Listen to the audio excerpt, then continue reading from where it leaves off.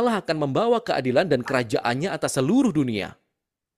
Buku 5 dibuka dengan serangkaian syair yang menegaskan bahwa Allah mendengar teriakan umatnya dan suatu hari nanti akan mengirimkan raja masa depan untuk mengalahkan kejahatan dan membawa kerajaan Allah. Buku ini juga berisi dua kumpulan syair yang lebih besar lagi. Yang satunya disebut Halel dan yang lainnya disebut nyanyian pendakian. Masing-masing dari kumpulan syair ini ditutup dengan sebuah syair tentang kerajaan mesianik di masa depan. Dan dua kumpulan syair ini secara bersama-sama mempertahankan harapan akan tindakan semacam eksodus masa depan dari Allah untuk menebus umatnya. Dan kemudian, tepat di antara mereka adalah Mazmur 119. Ini adalah syair terpanjang dalam kitab Mazmur. Ini adalah sebuah syair alfabet. Setiap baris dimulai dengan huruf baru dari abjad Ibrani dan mengeksplorasi keajaiban dan karunia Taurat sebagai firman Allah kepada umatnya. Mari kita lihat. Tema dari Mazmur 1, Mazmur 2, Taurat dan Mesias digabung bersama-sama di sini dalam buku 5 yang membawa kita kembali ke 5 syair penutup. Dalam syair yang ada di tengah, Mazmur 148, semua ciptaan dipanggil untuk memuji Allah Israel karena dia telah meninggikan tanduk umatnya. Tanduk di sini adalah metafora dari tanduk banteng yang diangkat dalam kemenangan. Dan gambaran ini mengingatkan kita kembali akan gambaran yang sama yang digunakan dalam nyanyian Hana, 1 Samuel pasal 2, tapi juga sebelumnya di Mazmur 132. Tanduk adalah simbol untuk Raja Mesianik yang akan datang dan kemenangannya atas kejahatan. Ini adalah kesimpulan yang tepat untuk kitab yang luar biasa ini.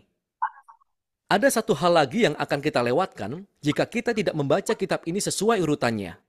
Ada berbagai jenis syair dalam kitab Mazmur, tapi semuanya masuk dalam dua kategori besar, yaitu syair ratapan atau syair pujian. Syair ratapan mengungkapkan rasa sakit, kebingungan, dan kemarahan tentang betapa mengerikannya dunia ini dan hal-hal buruk yang terjadi pada penyair. Sehingga syair-syair ini menarik perhatian pada apa yang salah di dunia ini dan meminta Tuhan untuk berbuat sesuatu tentang hal itu. Ada banyak sekali syair seperti ini dalam kitab ini yang memberitahu kita sesuatu yang penting, bahwa ratapan adalah respon yang tepat terhadap kejahatan yang kita lihat di dunia kita. Tetapi akan kita lihat bahwa syair ratapan mendominasi awal kitab ini dalam buku 1 sampai 3. Coba kita perhatikan karena kita akan melihat syair pujian muncul sesekali juga. Syair pujian adalah syair-syair sukacita dan perayaan. Dan ini menarik perhatian pada apa yang baik di dunia ini. Syair-syair ini menceritakan kembali kisah-kisah tentang apa yang telah Allah kerjakan dalam hidup kita dan bersyukur kepada Tuhan karena hal itu. Dalam buku 4 dan 5, kita akan lihat bahwa syair-syair pujian jumlahnya melebihi syair-syair ratapan. Dan semuanya berpuncak pada 5 bagian penutup haleluya. Jadi pergeseran dari ratapan ke pujian adalah sebuah hal besar dan memberitahu kita sesuatu tentang hakikat doa. Sebagaimana kita mengharapkan kerajaan mesianik, seperti yang diajarkan oleh kitab ini akan menciptakan tekanan bagi kita karena kita melihat pada keadaan tragis dunia kita dan kehidupan kita. Dan Mazmur mengajari kita untuk tidak mengabaikan rasa sakit dari kehidupan kita. Tetapi pada saat yang sama, iman yang alkitabiah adalah melihat ke depan. Melihat pada janji kerajaan mesianik Allah di masa depan. Jadi Taurat dan Mesias, ratapan dan pujian, iman dan harapan, itulah isi dari kitab Mazmur. Oke, kita lanjutkan terus ya. Setelah itu nanti kita explain.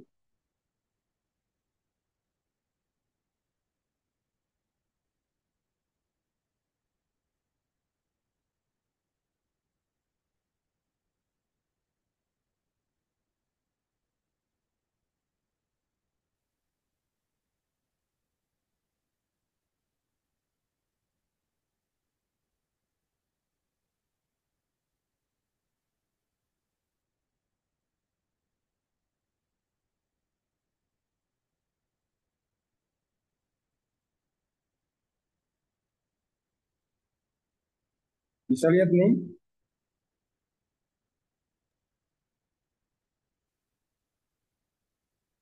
Belum.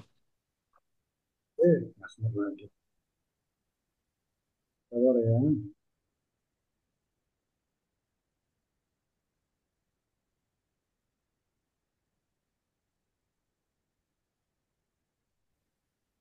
Ini Amsal, bisa lihat? Ya, tulisan Amsalnya sudah.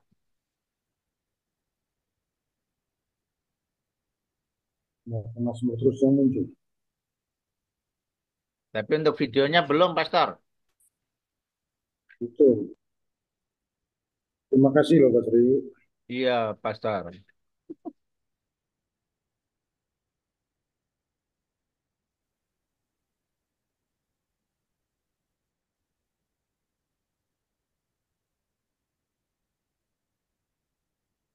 Kitab Amsal.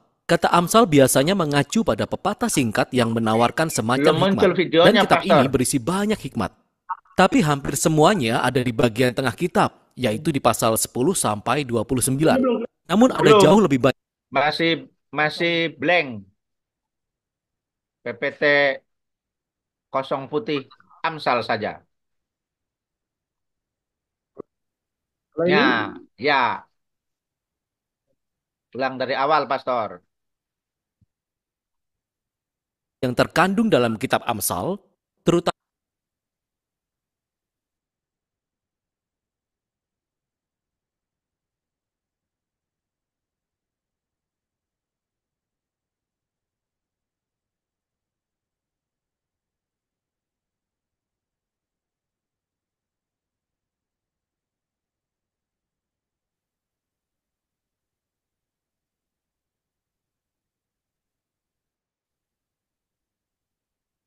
oke ya. Belum, kitab Pastor. Amsal. Kata Amsal biasanya Ini, mengacu pada Hanya suara pepatah doang. singkat yang menawarkan semacam hikmat. Dan kitab ini berisi banyak hikmat.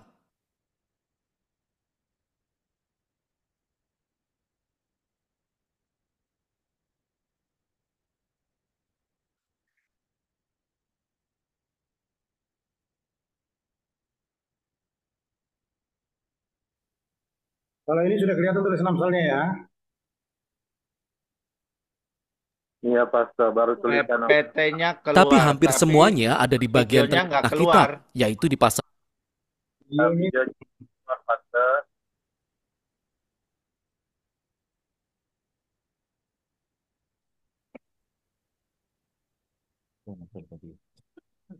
Kitab Amsal. Kata Amsal biasanya mengacu pada pepatah bisa singkat yang menawarkan semacam hikmat. Ya, Dan kitab ini berisi banyak hikmat. Pasal 10 sampai 29. Namun ada jauh lebih banyak hal yang terkandung dalam bisa kitab dilihat. Amsal, balik lagi, terutama di Pastor. bagian awal, Kosong pasal lagi. 1 sampai 9.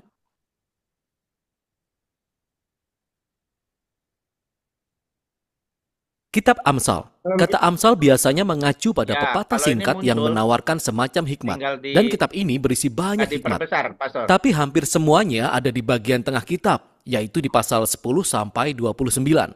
Namun ada jauh lebih banyak hal yang terkandung dalam kitab Amsal, terutama di bagian awal, pasal 1 sampai 9, dan kesimpulan pasal 30 dan 31.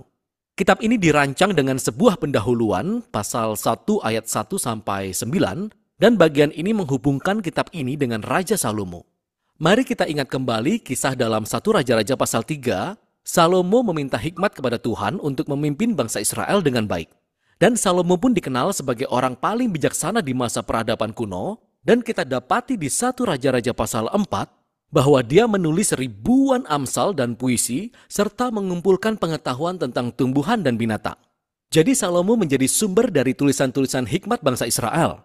Meskipun tidak semua materi dalam kitab ini ditulis sendiri oleh Salomo. Dia adalah asal-muasal dimulainya tradisi hikmat bangsa Israel. Di bagian pendahuluan dikatakan bahwa dengan membaca kitab ini, kita juga bisa memperoleh hikmat. Nah, hikmat bagi sebagian besar dari kita berarti pengetahuan. Tetapi sebenarnya kata Ibrani, hokmah, memiliki arti lebih dari sekedar aktivitas mental, tetapi juga suatu tindakan. Jadi pikirkan tentang keahlian atau penerapan ilmu. Inilah alasannya mengapa dalam kitab Keluaran pasal 31, para seniman dan pengrajin di Israel dikatakan memiliki hokmah. Jadi tujuan dari kitab ini adalah untuk membantu kita mengembangkan seperangkat keterampilan praktis untuk hidup dengan baik di dunia milik Tuhan, dan ini terkait dengan gagasan kunci lainnya dalam pendahuluan, yaitu takut akan Tuhan. Nah, kata takut di sini bukanlah tentang teror, tetapi tentang rasa hormat yang sehat dan kekaguman kepada Tuhan, dan tentang kedudukan kita di alam semesta. Ini adalah pola pikir moral yang mengakui bahwa saya bukan Tuhan dan bahwa saya tidak bisa menciptakan definisi saya sendiri tentang baik dan buruk atau benar dan salah. Sebaliknya, saya harus merendahkan diri di hadapan Tuhan dan menerima definisi Tuhan tentang benar dan salah, meskipun hal itu tidak nyaman untuk saya. Nah, pendahuluan ini membawa kita pada bagian besar pertama kitab ini, yaitu pasal 1 sampai 9, yang tidak berisi satu baris pendek kata-kata hikmat. Sebaliknya, kita justru menemukan 10 nasihat dari seorang ayah kepada anaknya, tentang bagaimana seorang anak harus mendengarkan hikmat dan menumbuhkan rasa takut akan Tuhan dan taat kepadanya, yang artinya hidup dengan penuh kebajikan dan integritas dan kemurahan hati yang kesemuanya mengarah pada kesuksesan dan kedamaian. Sang ayah juga memperingatkan anaknya tentang kebodohan dan keputusan jahat dan konyol yang akan menumbuhkan egoisme dan kesombongan yang kesemuanya mengarah pada kehancuran dan rasa malu.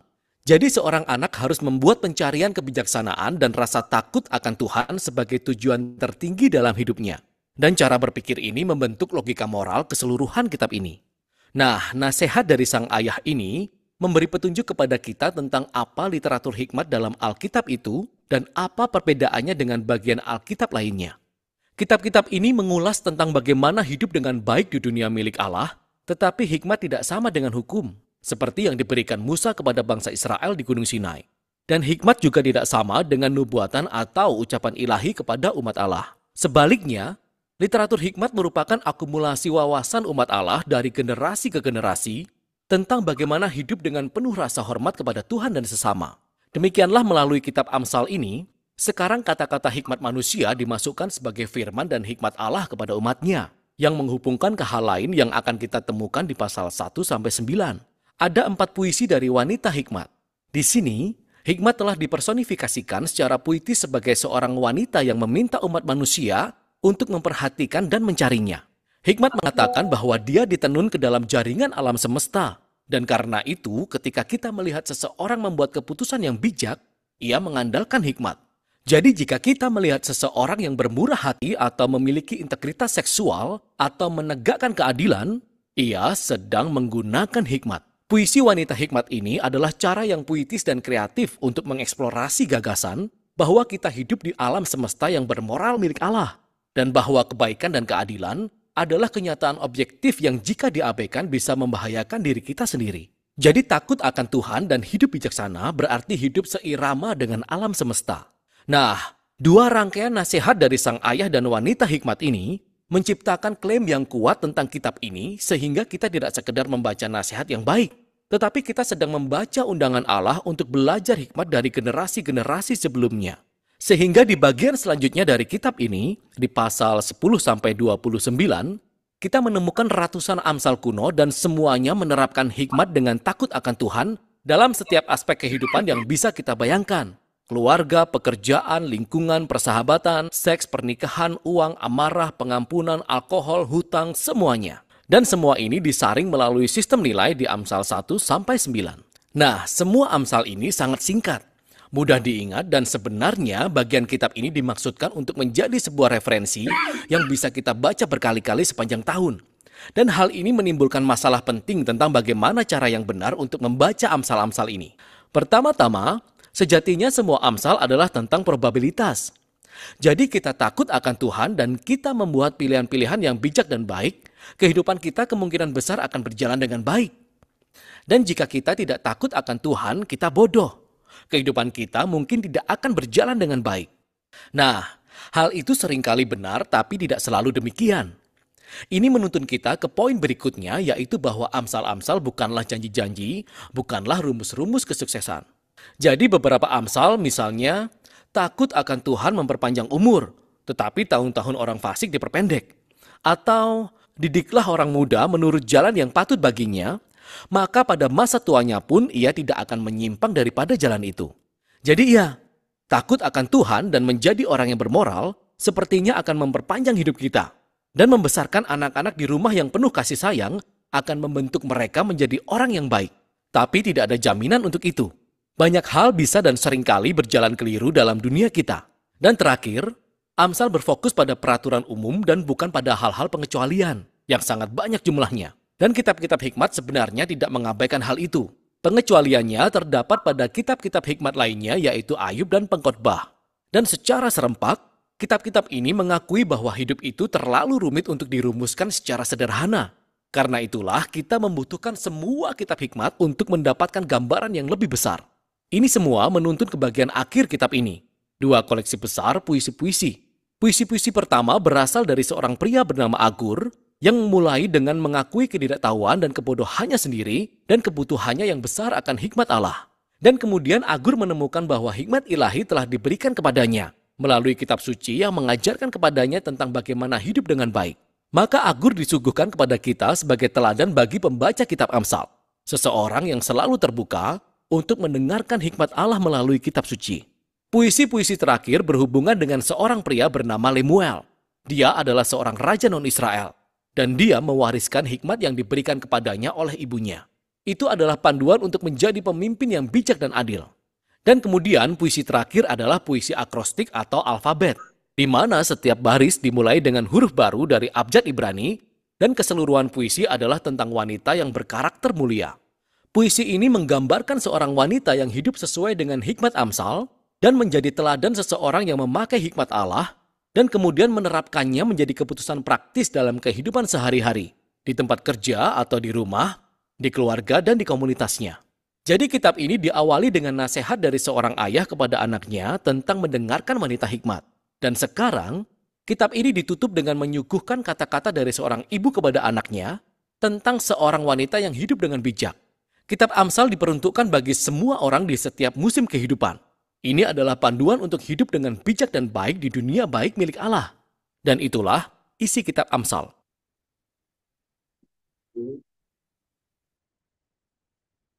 Saya kira satu video dulu ya, supaya enak kita habiskan. Untuk malam ini habis 2 video lagi ya, Pengkhotbah dan Kidung Agung.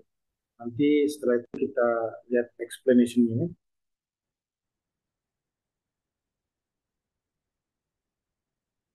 Bisa lihat Pengkhotbah? Bisa? Belum, Pastor.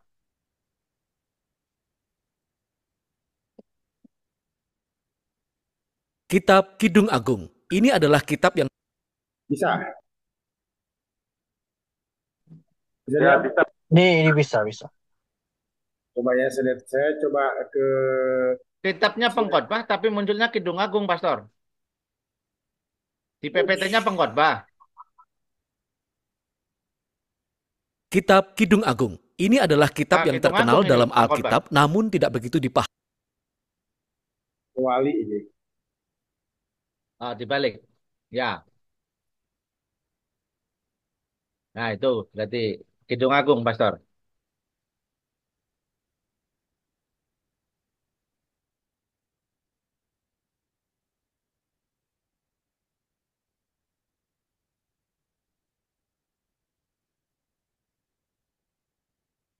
Kitab Kidung Agung. Ini adalah kitab yang terkenal dalam Alkitab namun tidak begitu dipahami dengan baik. Kitab ini berisi 8 pasal puisi cinta. Meskipun terdapat bagian pendahuluan dan kesimpulan, kitab ini tidak memiliki rancangan sastra yang baku. Itu karena kitab ini merupakan koleksi puisi-puisi. Puisi-puisi ini tidak dimaksudkan untuk dibedah atau dipisah-pisahkan, melainkan untuk dibaca sebagai satu keseluruhan yang mengalir dan dinikmati saja. Baris pertama kitab ini mengatakan bahwa ini adalah Kidung Agung, yang merupakan ungkapan Ibrani seperti Yang Maha Kudus atau Raja Segala Raja. Ini adalah cara Ibrani untuk mengatakan hal yang terbesar. Jadi ini adalah nyanyian terhebat dari semua lagu. Kemudian kita temukan di baris pertama bahwa Kidung Agung ini berasal dari Salomo, yang bisa berarti bahwa dia adalah penulisnya. Nama Salomo memang mengawali kitab ini, tapi saat kita membaca puisi-puisi ini, kita akan menemukan bahwa suara utamanya adalah suara wanita yang disebut kekasih. Dan sementara juga ada suara laki-laki, tapi sepertinya itu bukan Salomo. Nama Salomo disebutkan beberapa kali dalam puisi, tapi dia tidak pernah menjadi pembicara dan kita harus mengakui Salomo adalah kandidat yang sangat aneh untuk menjadi penulis kitab ini. Mengingat bahwa dia memiliki 700 istri. Bagi pasangan kekasih di kitab Kidung Agung, mereka adalah satu-satunya di dunia untuk memiliki satu sama lain. Jadi dari Salomo mungkin berarti dalam tradisi hikmat Salomo. Dia dikenal karena hikmatnya, puisinya, dan kesukaannya untuk belajar tentang setiap bagian kehidupan. Dan Salomo menjadi bapak dari sastra hikmat di Israel. Maka warisannya terus dilanjutkan di sini melalui kumpulan puisi cinta yang mengeksplorasi pengalaman manusia akan cinta dan hasrat seksual. Puisi pembuka mengenalkan kita pada tema dasar kitab ini. Kita mendengar suara wanita muda yang jatuh cinta pada seorang pria, seorang gembala. Saat ini dia belum menikah dengannya, tapi sangat jelas bahwa mereka sudah bertunangan dan tidak sabar untuk hidup bersama. Dari pendahuluan, puisi-puisi itu mengalir bolak-balik dari suara wanita itu kepada si pria, bergeser dari satu adegan ke adegan lain tanpa urut-urutan atau alur cerita yang jelas. Puisi-puisi itu bergerak dalam siklus simfoni dan gambar dan gagasan utama yang diulang-ulang dan berkembang. Jadi, salah satu tema dasar yang menyatukan semua puisi ini adalah hasrat menggebu pasangan ini terhadap satu sama lain, yang diungkapkan melalui pencarian dan penemuan mereka yang terus-menerus. Jadi setelah puisi pembukaan, mereka berpisah, tapi dalam pencarian satu sama lain. Jadi wanita itu memanggil atau dia akan terbangun dari mimpi dan pergi mencari kekasihnya. Dan lebih dari sekali mereka akan saling bertemu, mereka saling berpelukan. Dan kemudian tepat saat segala sesuatunya menjadi mulai agak intim, adegannya tiba-tiba berakhir. Dan adegan baru akan dimulai. Mereka berpisah, saling mencari, dan terus seperti itu. Tema lain yang berulang adalah kebahagiaan atas ketertarikan fisik pasangan ini terhadap satu sama lain. Jadi, beberapa kali mereka akan berhenti sejenak dan menggambarkan satu sama lain dengan metafora yang rumit. Dan ini sangat membantu untuk mengetahui bahwa gambaran dan metafora dalam puisi Ibrani ini tidak bersifat visual. Jika kita mencoba membayangkan orang-orang ini berdasarkan metafora di kitab ini, kita akan berakhir dengan sesuatu yang terlihat sangat-sangat aneh. Apa yang sebaiknya kita lakukan adalah merefleksikan makna gambar-gambar ini karena berhubungan dengan pria dan wanita. Jadi kita akan dibawa ke dalam siklus puitis ini dan ketegangan akan terus terbangun. Dan keinginan, kegembiraan dan ketertarikan mereka dan pengulangan spiral ini adalah cara puitis untuk meningkatkan dan memusatkan perhatian pada misteri dan kekuatan cinta seksual. Semuanya menjadi jelas di bagian kesimpulan yang merupakan jeda untuk meringkas isi puisi-puisi ini sebenarnya. Cinta kuat seperti maut. Kegairahan gigih seperti dunia orang mati. Nyalanya adalah nyala api seperti nyala api Tuhan. Air yang banyak tak dapat memadamkan cinta. Sungai-sungai tak dapat menghanyutkannya. Sekalipun orang memberi segala harta benda rumahnya untuk cinta, namun ia pasti akan dihina. Puisi ini menyoroti kekuatan dan intensitas cinta, keindahan cinta dan juga bahayanya. Seperti api, cinta bisa menghancurkan orang jika disalahgunakan atau memberi hidup jika dilindungi. Pada akhirnya, cinta mengungkapkan kerinduan manusia yang tak terpuaskan untuk mengenal dan dikenal sepenuhnya dan diinginkan oleh orang lain. Cinta adalah salah satu pengalaman yang paling transenden dan misterius dalam kehidupan manusia. Dan sebagai bagian dari tradisi hikmat Alkitab, kitab ini mengatakan bahwa ini adalah sebuah anugerah dari Allah. Setelah ini, ada sebuah puisi aneh tentang Salomo yang mencoba melakukan apa yang oleh puisi sebelumnya dikatakan tidak mungkin dilakukan, membeli cinta.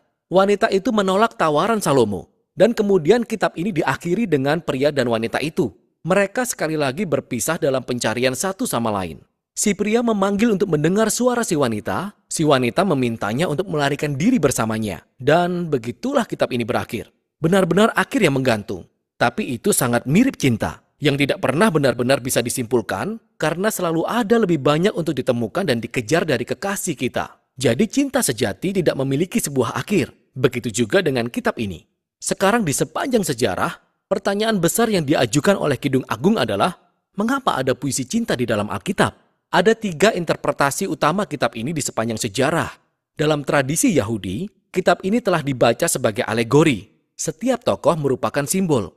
Jadi wanita itu adalah Israel, pria itu adalah Allah.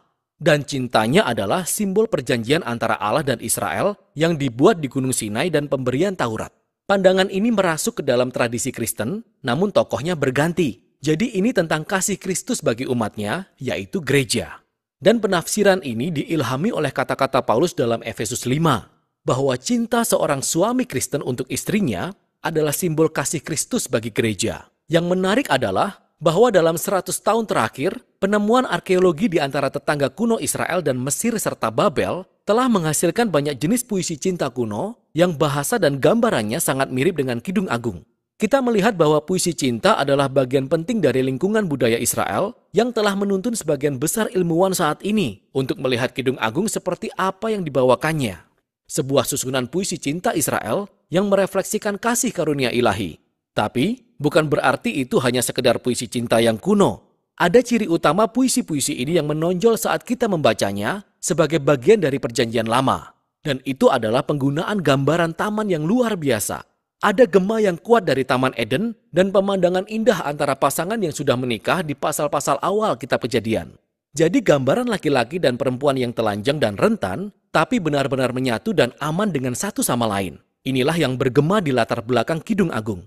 Seolah-olah dalam puisi ini, kita menyaksikan cinta dari pasangan yang hubungannya bersih dari egoisme dan dosa. Dan pada akhirnya, Kidung Agung memunculkan harapan bahwa walaupun hubungan kita sendiri begitu sering terdistorsi oleh keegoisan, cinta adalah pemberian yang transenden. Dan itu dimaksudkan untuk mengarahkan kita pada sesuatu yang lebih besar, yaitu pemberian kasih Allah, yang suatu saat akan menembus dan mengubah dunia kesayangannya. Dan itulah isi kitab Kidung Agung.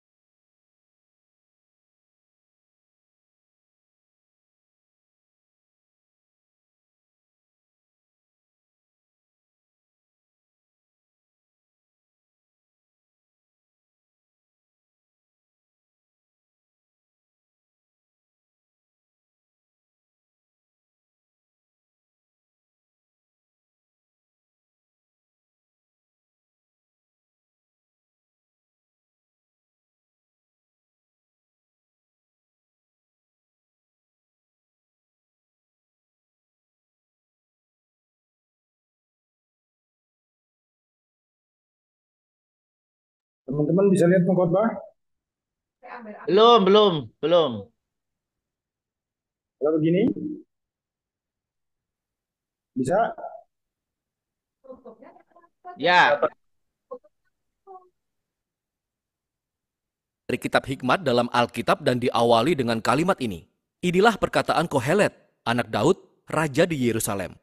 Nah, dalam bahasa Ibrani, kata Kohelet berarti seseorang yang telah mengumpulkan orang-orang bersama-sama. Dan dalam hal ini adalah untuk belajar. Sehingga kata tersebut sering diterjemahkan dalam bahasa Indonesia sebagai guru. Dan guru ini dikatakan sebagai seorang anak laki-laki atau seorang keturunan Raja Daud. Sehingga ada beberapa perbedaan pendapat tentang siapa kemungkinan tokoh ini sebenarnya. Banyak yang berpikir bahwa ini mengacu pada Raja Salomo. Yang lain berpendapat mungkin dia adalah salah satu dari raja-raja berikut dari garis keturunan Daud. Sementara yang lainnya berpikir bahwa tokoh ini adalah seorang guru Israel yang mengadopsi persona Salomo sebagai alat bantu pengajaran. Pandangan yang manapun benar adanya. Yang terpenting adalah mengenali bahwa sang guru adalah seorang tokoh dalam kitab ini dan dia bukanlah si penulis kitab yang tetap tak diketahui namanya. Nah, kita mendengar suara sang guru di sebagian besar kitab, tapi sebenarnya ini adalah suara yang berbeda. Si penulislah yang mengenalkan kita pada sang guru di kalimat pertama, kemudian menyimpulkan kitab tersebut dengan merangkum dan mengevaluasi semua yang baru saja dikatakan sang guru. Jadi penulis adalah seseorang yang ingin supaya kita mendengar semua yang guru katakan, lalu membantu kita mengolahnya dan membuat kesimpulan kita sendiri. Jadi, apa yang guru katakan? Penulis merangkum inti pesan guru di awal dan tepat di akhir cerita. Dan itu adalah Hevel. Hevel. Semuanya benar-benar Hevel. Nah, kebanyakan Alkitab bahasa Indonesia menerjemahkan kata Hevel yang artinya kesia-siaan. Tetapi itu tidak cukup menangkap inti gagasannya. Dalam bahasa Ibrani, Hevel secara harfiah berarti uap atau asap. Dan sang guru menggunakan kata ini sebanyak 38 kali dalam kitab ini sebagai sebuah kiasan untuk menggambarkan bagaimana kehidupan pertama-tama bersifat sementara atau sekilas seperti asap. Tapi bagaimana kehidupan juga adalah sebuah teka-teki atau paradoks. Seperti asap yang terlihat padat, tapi saat kita mencoba dan meraihnya, tidak ada apa-apa di sana. Jadi ada banyak keindahan atau kebaikan di dunia ini, tapi saat kita menikmatinya, tragedi terjadi dan semuanya tampak musnah. Ya, kita semua memiliki rasa keadilan yang kuat. Tetapi sepanjang waktu, hal-hal buruk terjadi pada orang baik. Sehingga hidup terus-menerus tidak dapat diprediksi, tidak stabil, atau menurut kata-kata sang guru seperti usaha menjaring angin. Hevel. Nah, itu sangat menyedihkan. Jadi, mengapa dia mengatakan semua hal ini? Tujuan mendasar penulis adalah untuk menunjukkan semua cara yang kita coba gunakan untuk membangun makna dan tujuan dalam kehidupan kita terpisah dari Allah. Dan ia membiarkan guru membongkar hal-hal ini. Jadi penulis menganggap bahwa kita menghabiskan sebagian besar waktu kita untuk menginvestasikan energi dan emosi dalam hal-hal yang pada akhirnya tidak bermakna atau signifikan. Dan dia membiarkan sang guru memberi kita pelajaran keras tentang realita kehidupan. Kita bisa melihat ini dengan sangat jelas dalam puisi pembuka dan penutup yang pertama-tama berfokus pada waktu dan kemudian pada kematian. Jadi guru berkata, engkau bisa menghabiskan seluruh hidupmu bekerja dan berprestasi karena kau pikir itu membuat hidupmu bermakna. Engkau harus benar-benar berhenti dan mempertimbangkan jalannya waktu. Dengan semua usaha yang telah manusia berikan di dunia, nyatanya tidak ada yang benar-benar berubah. Oke lah, kita mengembangkan teknologi dan membangun negara-negara yang maju maupun runtuh. Tapi naiklah ke gunung dan lihat jika gunung itu peduli. Gunung itu sudah ada jauh sebelum kita dan akan tetap ada jauh di kemudian hari. Maksud saya, tidak ada satupun yang akan mengingat kita atau apapun yang kita lakukan 100 tahun dari sekarang. Tetapi gunung itu masih akan tetap ada di sana dan lautan masih akan tetap memecah di pantai. Dan matahari masih akan terbit dan terbenam. Hingga waktu akhirnya akan menghapus engkau dan saya dan semua hal yang kita pedulikan. Dan jika itu tidak cukup mengecewakan, sang guru juga tidak bisa berhenti membicarakan kematian di sepanjang kitab ini. Terutama di puisi menjelang akhir kitab. Ia berkata, kematian adalah penyeimbang yang hebat, yang membuat sebagian besar kegiatan kita sehari-hari tidak berarti. Ia menelan orang bijak dan orang bodoh, orang kaya dan orang miskin tidak peduli siapa kita. Apa yang telah kita lakukan, baik atau buruk, kita semua akan mati, dan itu tidak bisa dihindari.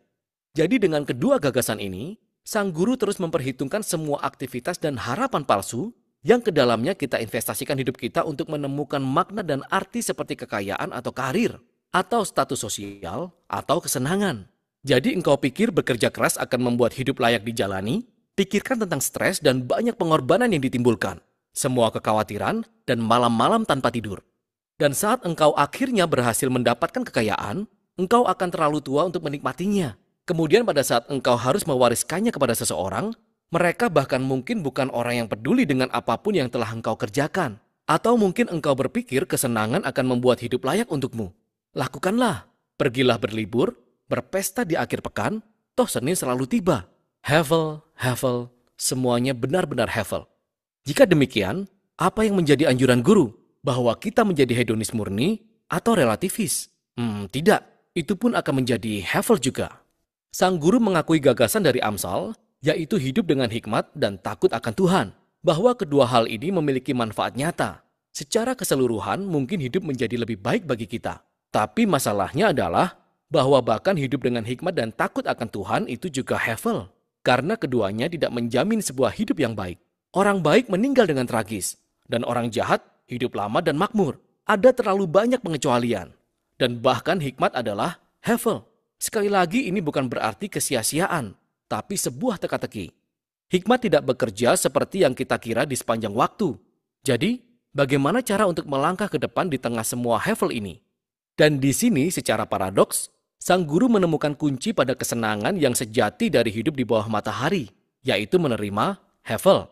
Ini artinya mengakui bahwa segala sesuatu dalam hidup benar-benar berada di luar kendali kita.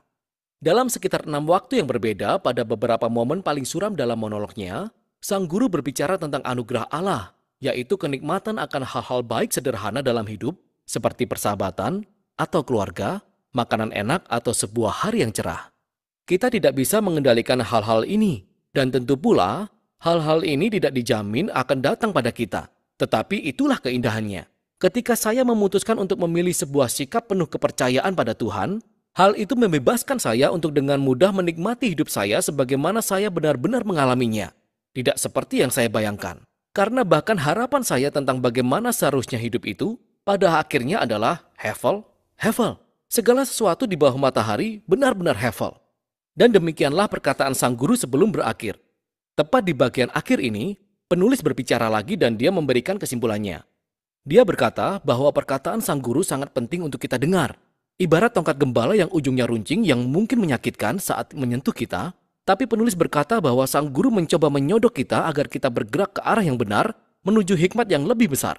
Penulis kemudian memperingatkan kita bahwa kita bisa saja menanggapi perkataan sang guru dengan terlalu serius dan menghabiskan seluruh hidup kita terkubur dalam buku-buku untuk mencoba menjawab teka-teki eksistensial kehidupan.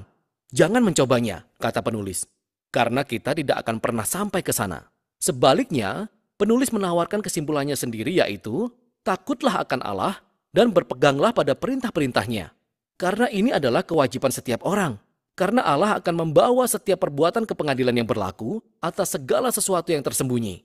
Entah itu baik, entah itu jahat. Sehingga, penulis berpikir adalah baik untuk membiarkan sang guru menantang harapan palsu kita dan mengingatkan kita bahwa waktu dan kematian membuat sebagian besar kehidupan benar-benar di luar kendali kita. Tapi, apa yang memberi hidup jadi benar-benar bermakna adalah harapan akan penghakiman Allah. Harapan bahwa suatu hari nanti, Allah akan melenyapkan semua hevel dan membawa keadilan sejati pada dunia kita. Dan harapan itulah yang seharusnya memberi semangat hidup jujur dan berintegritas di hadapan Allah terlepas dari kenyataan bahwa saya tetap dibuat bingung oleh sebagian besar misteri kehidupan. Dan itulah hikmat dari kitab Pengkhotbah.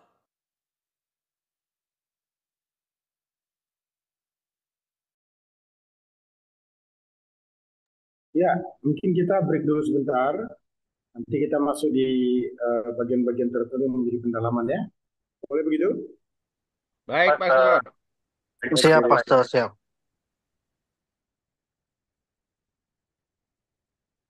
Silakan di ini dulu, pause dulu. Baik, kita lanjutkan isu-isu yang kita mau.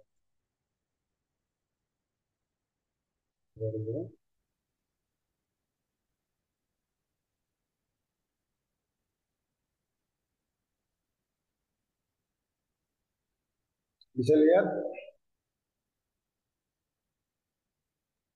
Bisa, Pastor, bisa. Saya.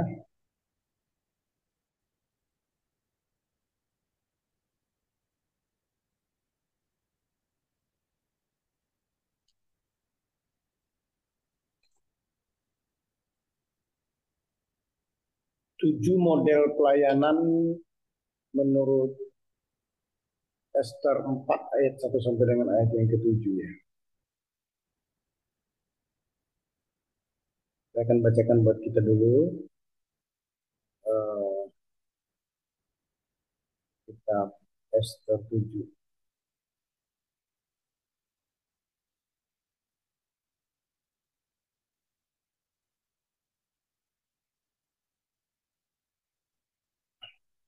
Datanglah raja, Ester 7 ayat 1 sampai 17 ya.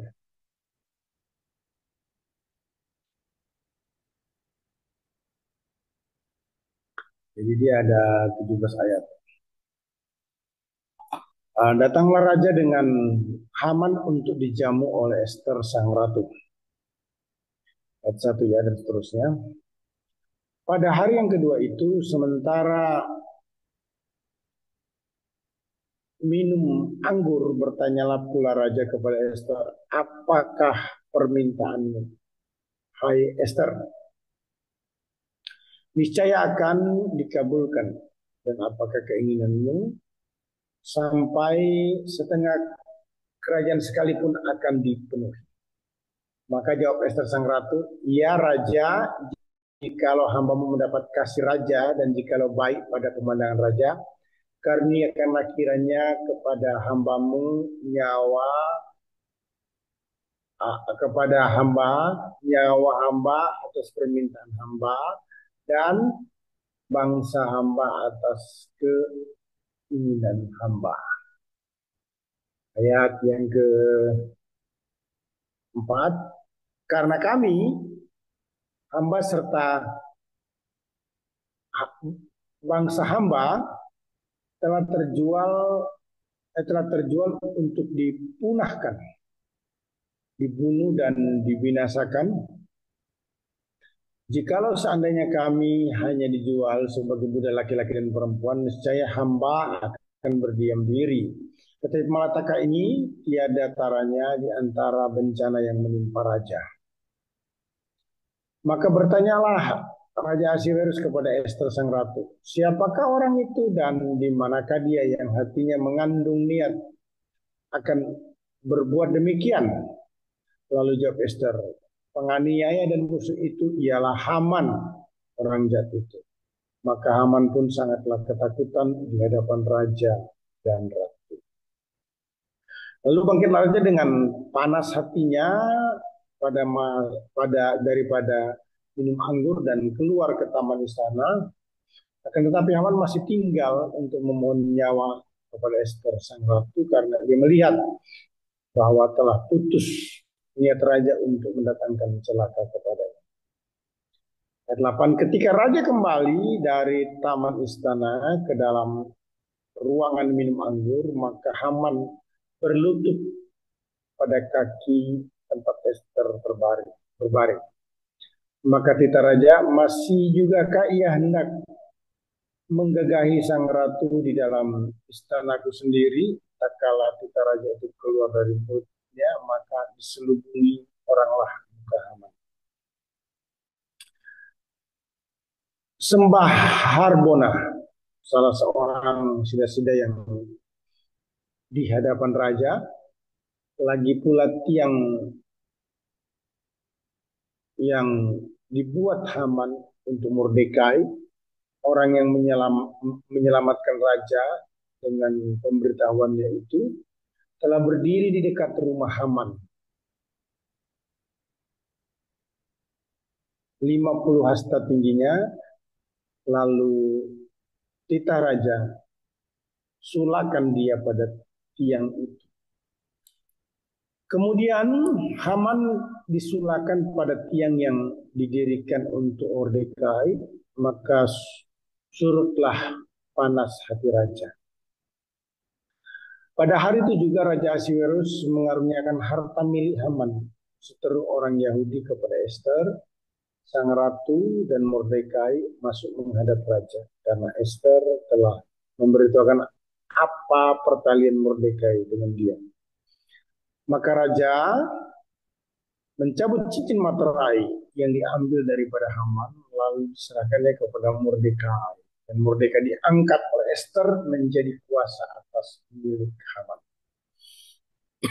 Kemudian Ester berkata lagi kepada raja sambil sujud pada kakinya dan menangis memohon karunia-Nya supaya dibatalkan maksud jahat Haman orang itu serta rancangan yang sudah dibuatnya terhadap orang Yahudi.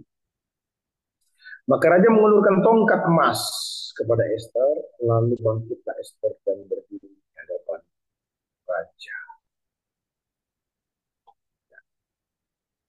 Di hadapan raja.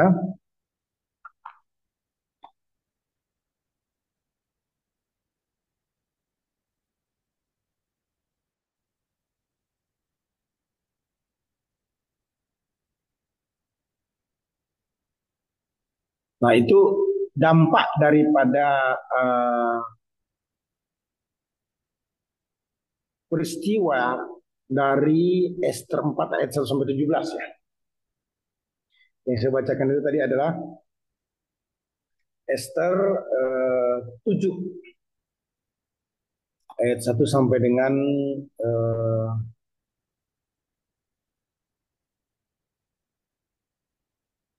pasal 8. Itu kan hasil daripada pelayanan yang patut kita tiru atau perhatikan.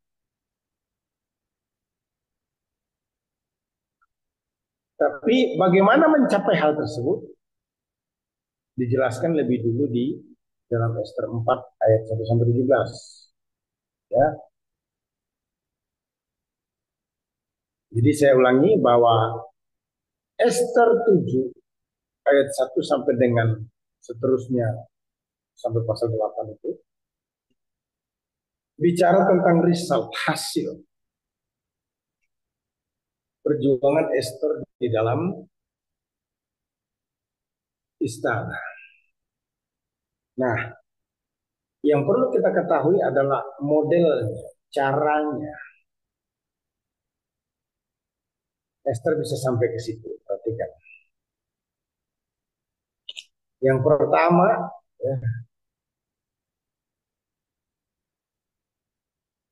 Ester itu orang yang berempati.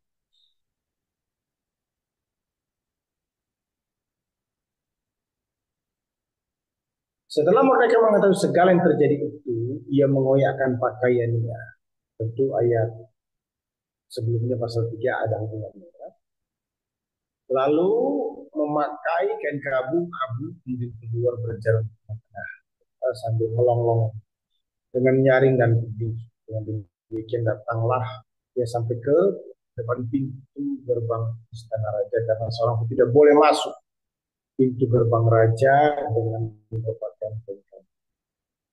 Di tiap-tiap daerah kemana kita dan undang-undang raja setelah sampai ada pergabungan yang besar di antara orang Yahudi disertai puasa dan tatap tangis oleh banyak orang dibentangkan kain gabung dengan abu sebagai lampu. Ketika ada yang mengayang dan sudah Ester memberitahukan hal itu kepadanya, maka sangatlah risau hati raja. Lalu dikirimlah pakaian supaya dipakaikan Mordekai dan supaya ditanggalkan kain tabungnya padanya. Jadi pembumi hangisan, rencana pelenyapan, pembinasaan bagi orang Yahudi yang disebabkan Mordekai tidak menyembah atau sujud itu mengakibatkan duka mendalam di dalam diri Mordekai sebagai orang yang bisa dikatakan ditokohkan pada waktu itu sebagai orang Yahudi. Nah, kondisi perkabungan yang begitu rupa dimahami, dimengerti oleh Ester. Itu sebabnya sikap Ester yang pertama adalah dia berempati. Hatinya menjadi risau, gundah gulana ketika mendengar, sebutlah pamannya, Mordekai itu berkabung.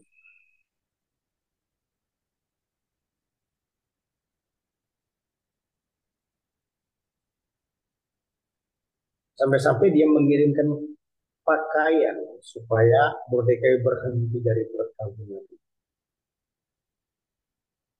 Jadi model pelayanan Ester, kalau tadi pasal 7 saya jelaskan tentang hasilnya, pasal 4 ini metodenya atau metodenya. Pertama, empati.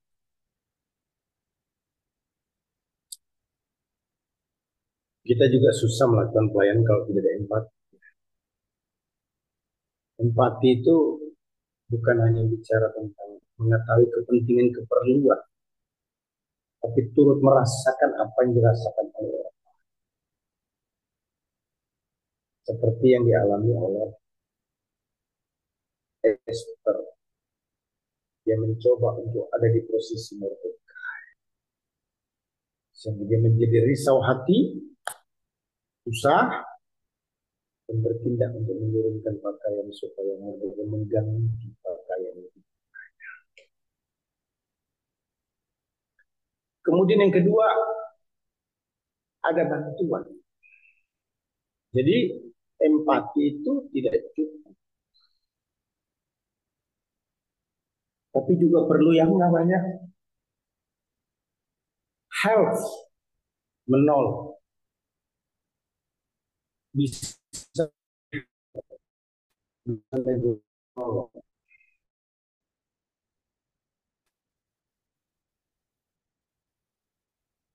bagi orang yang sedang mengalami masalah. Pertolongan daripada si Esther begitu jelas. Apa itu? Dia mengirimkan pakaian sebagai bantuan. Karena kan yang paling heboh ini bicaranya atau ceritanya dalam kitab Esther ini kan Mordekai. Pakaian dikirim sebagai bentuk pertolongan agar Mordekai mengganti pakaiannya, kain gabung bukannya dengan pakaian yang diberikan oleh Esther.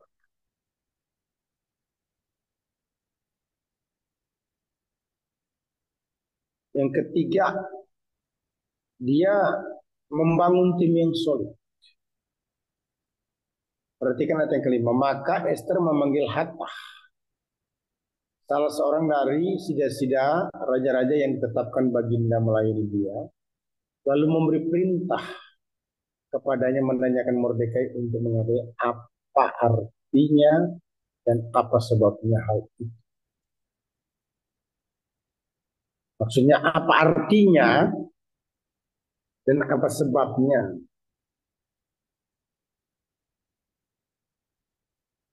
Mordekai mengenakan kain kabung, melonglong, berteriak, nyaring disertai dengan tangisan sedih sampai di pintu gerbang istana.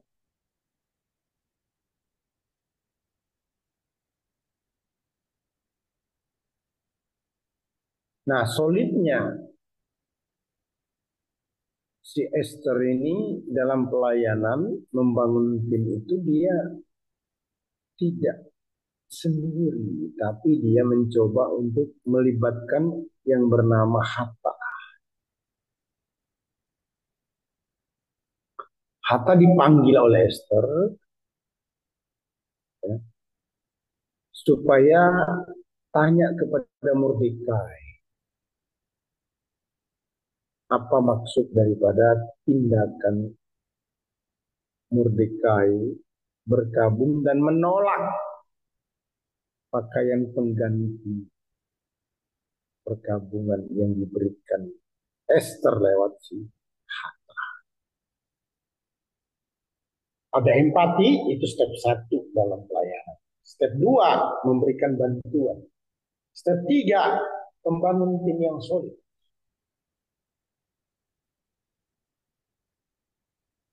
Step yang keempat itu memberikan solusi.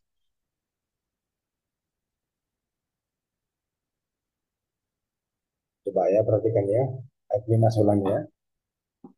Maka Esther memanggil Hatta, salah seorang sida-sida yang ditetapkan baginda selain dia, lalu memberi perintah kepadanya.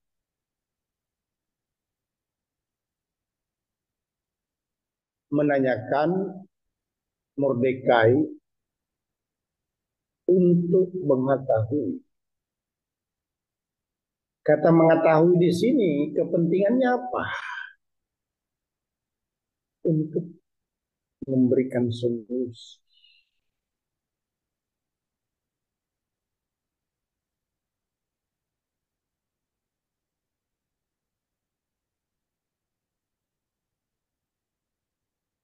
Untuk mengetahui apa artinya dan apa sebabnya hal itu.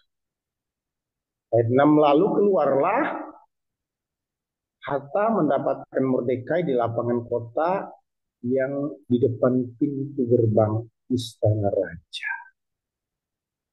Dan Mordekai menceritakan segala yang dialaminya serta berapa banyaknya perak yang dijanjikan oleh Haman akan ditimbang untuk perbendaharaan raja sebagai harta pembinasaan orang Yahudi. 8. Juga salinan surat undang-undang yang dikeluarkan di Susan untuk memunahkan mereka itu diserahkannya kepada Hathach supaya diperlihatkan dan diberitahukan kepada Esther. Lagi pula Hathach disuruh menyampaikan pesan kepada Esther supaya pergi menghadap raja untuk memohon karunia-Nya dan untuk membela bangsanya di hadapan Ginda. Lalu masuklah Hathach menyampaikan perkataan Mordekai kepada Esther. Kalau Esther ini cuma pengen bersimpati, nggak selesai masalah ini.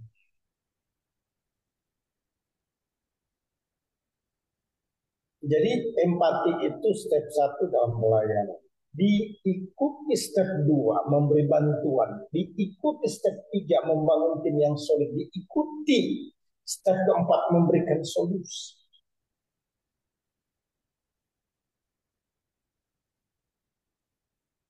Nah, solusi itu diberikan karena tahu masalah.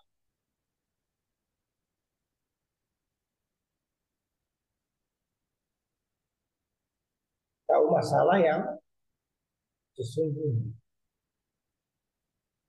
Ternyata ada penyebab dan arti yang perlu diketahui dari tindakan Mordekai yang berkabung dan melonglong dengan nyaring dan pedih.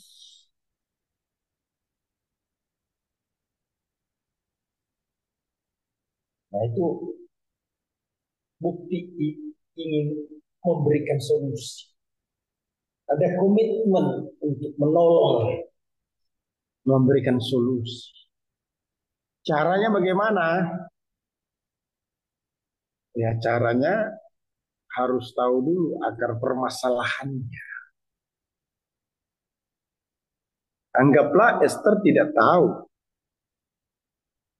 masalah yang dihadapi oleh Mordekai karena dia ada di istana raja. Yang kelima, transparan. Coba kita buktikan, lihat di mana transparannya. Transparan menyatakan keberadaan diri sendiri sebagai seorang yang mau menolong, sebagai orang yang berempati, sebagai orang yang memberikan bantuan, sebagai orang yang membangun tim yang solid, sebagai orang yang memberikan solusi. Itu harus transparan tentang keberadaan dirinya sendiri.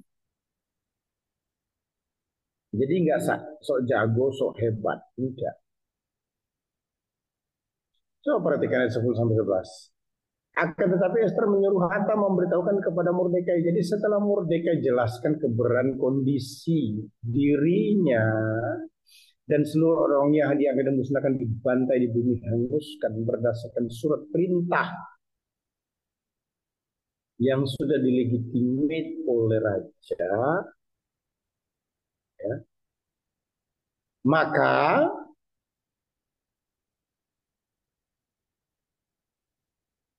Esther sebagai pribadi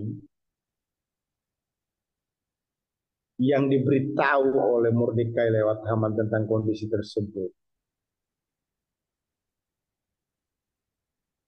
diminta untuk menjadi penolong yang akan membebaskan bangsa Israel atau bangsa Yahudi dari rencana pembunuhan Haman CS dan teman-teman. Maksudnya Esther menjelaskan dirinya siapa dan dia menyatakan, kalau kamu mau minta tolong seolah-olah begitu kepadaku Mordekai, kamu tahu lebih dulu siapa aku. Ya, jadi dia menjelaskan kondisinya secara transparan apa ada. Ayat 10 sampai 11. Akan tetapi Esther menyuruh Hathach memberitahukan kepada Mordekai. Ini artinya si Esther sudah mendapatkan informasi dari si Hathach yang dititipkan oleh Mordekai. Sehingga Esther yang ada dalam istana tidak bisa keluar dari istana. Dia ngomong, memberikan jawaban respon terhadap Mordekai melalui harta. Dan 11, semua pegawai raja serta penduduk daerah-daerah kerajaan mengetahui bahwa bagi setiap laki-laki atau perempuan yang menghadap raja di pelataran dalam dengan tiada dipanggil hanya berlaku satu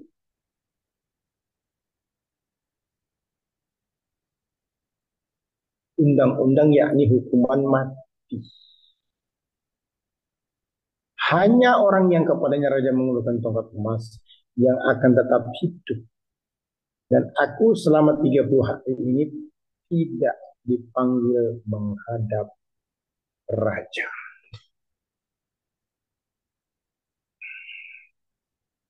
Oke, Esther paham, mengerti dengan sangat keberadaan Mordekai yang adalah keluarganya dan bangsa. Tapi Esther juga tidak bertindak serta-merta. Dia harus jelaskan dulu. Oke, saya memang di istana, tapi perlu diketahui bahwa ini 30 hari raja nggak pernah manggil siapapun. Maksudnya tidak pernah memanggil saya. Menghadap raja ketika dipanggil itu sangat baik. Tapi ini kondisinya 30 hari tidak dipanggil raja. Jika mau menghadap, resikonya itu bisa kena hukuman mati. Menarik ya.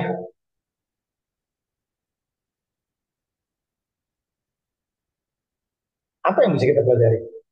Ya, kita kalau menolong orang lain juga harus jelas kemampuannya seperti apa. Transparan aja. Kalau tidak bisa menolong ya jangan. Kalau bisa menolong, jelaskan resiko-resiko yang akan dialami.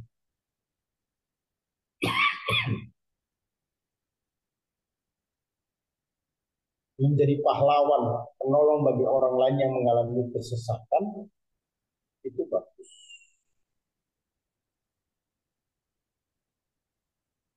Tapi dia juga harus memikirkan dirinya yang akan mengalami berbagai risiko yang berat. Itu harus dipikirkan. Yang keenam, sungguh-sungguh. Jadi dia melayani dengan all out, sepenuh hati. Coba perhatikan ya ayat 12. Ketika disampaikan orang perkataan Esther itu kepada Mordekai, tentu lewat Haman kan, maka Mordekai menyuruh menyampaikan jawab ini kepada Esther, tentu lewat Mordekai lagi. Jangan kira lo ya, kira-kira maksudnya begitu ya. Karena engkau Esther di dalam istana raja, hanya engkau yang akan terluput dari semua orang Yahudi. Jangan karena kamu Esther di dalam istana kamu luput ya. Terbebas dari orang-orang Yahudi yang akan mengalami hukuman. No, no, no, no. Tidak, tidak, tidak. Terus ayat 13 itu menunjukkan, ayat 14 menunjukkan bagaimana position, keyakinan daripada Mordekai. Bahasa saya begini kira-kira. Kalau kamu tidak menolong nggak apa-apa. Itu hak kamu.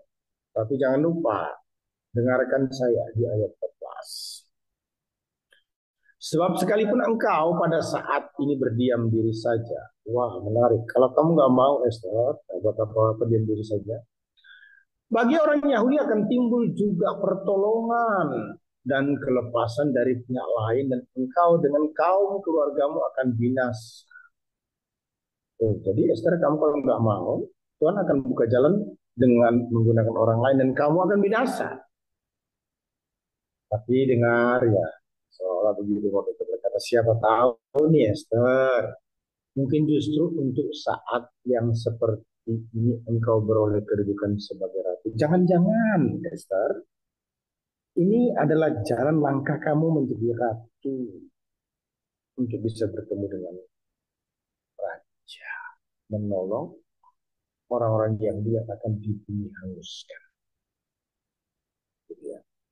Maka Esther menyuruh menyampaikan jawab itu kepada Mordekai lewat Hattah. Jadi perantaraan antara Mordekai dengan Esther itu Hattah, karena Hattah sajalah yang bisa keluar masuk istana, yang bisa menemui Mordekai di luar istana dan Esther di dalam istana.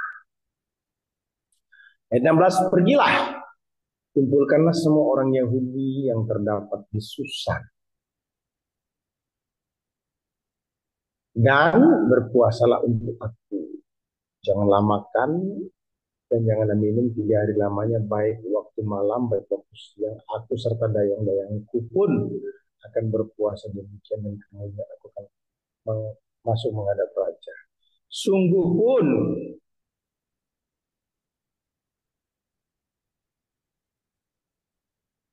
berlawanan dengan undang-undang, kalau aku mati, aku terpaksa mati, aku mati, biarkanlah mati. Jadi sungguh-sungguhnya Pak, berpuasa itu fasting. Itu sesuatu yang luar biasa. Karena aktivitas spiritual pada waktu itu di kota Susan dengan Raja Ahasiweros yang berkuasa, sehingga nama Allah pun tidak disebut di dalam kitab Esther, menunjukkan kegairahan untuk bersekutu, mencari Tuhan, berdoa, itu sangat kecil. Tetapi tindakan berpuasa merupakan satu aktivitas yang penuh.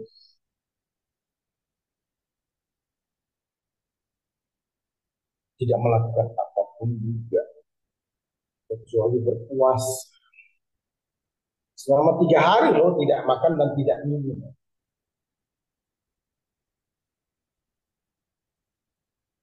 Apa yang mau digumuli? Membackup, mendukung si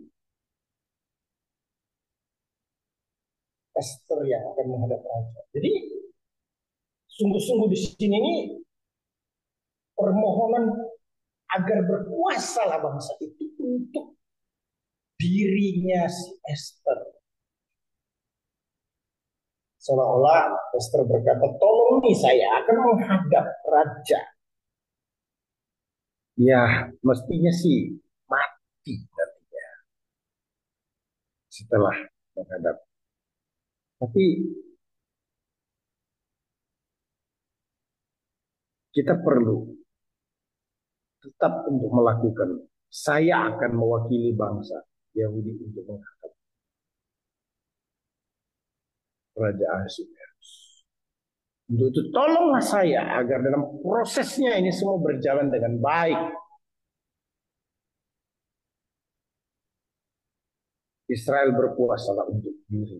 Nah, seolah-olah begitulah. Ya. Kemudian yang terakhir, berkorban. Nah, ini menarik. Jadi ayat 16 itu bukan hanya bicara tentang permintaan Esther agar orang Yahudi berpuasa untuk dirinya, tapi juga kesungguhan itu meningkat lebih tinggi dengan berkorban, sacrifice. Karena ada komitmen yang penuh dari diri Esther. Kalaupun aku mati, ya mati, biarlah mati, tapi aku akan tetap menghadap raja. Tentu sudah diawali dengan puasa ya. Maka pergilah Mordekai dan diperbuatnya tepat seperti yang dipesankan Esther pada. Jadi betul-betul Esther menemui Raja Ahasiweros. Itu klimaks. Oke, saya mohon respon dari Anda Bapak Ibu sekalian, silahkan.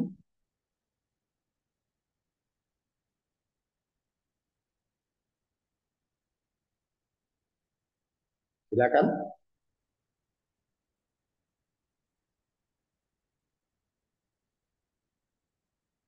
Halo.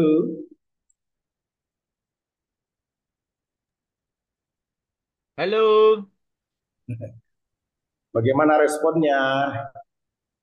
Silakan.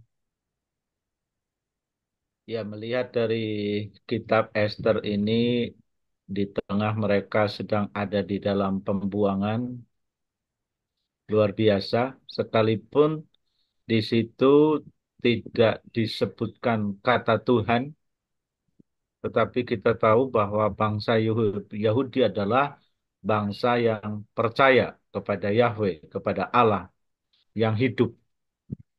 Makanya Oke. ketika melihat sebenarnya eh, pergumulan yang sedang terjadi, menarik bahwa itu satu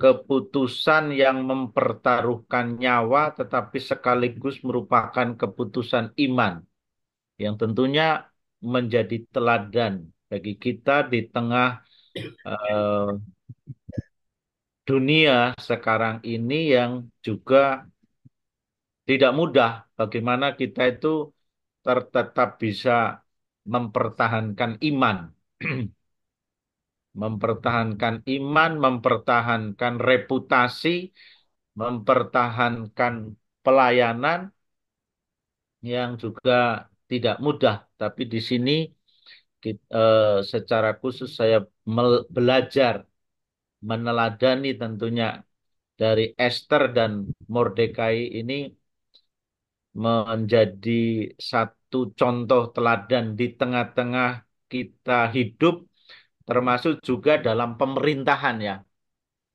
Pemerintahan kita yang tentu bukan pemerintahan yang seiman, yang dipimpin oleh orang yang seiman. Kalau pemerintahan yang dipimpin oleh orang yang seiman dengan kita mungkin akan lebih mudah. Kadang-kadang ada kebijakan-kebijakan yang bisa saja bertentangan. Ya, tetapi disitulah sebenarnya kita tetap bisa menunjukkan bagaimana kehidupan iman kita. Ya, saya mendapati di situ kehidupan Esther dan Mordekai. Taruhannya memang nyawa. Ya, sama seperti yang tadi apa Esther sampaikan kepada sekalipun aku harus mati, ya siap mati mempertaruhkan nyawa kita. Itu sih yang saya mendapati dari situ, Pastor.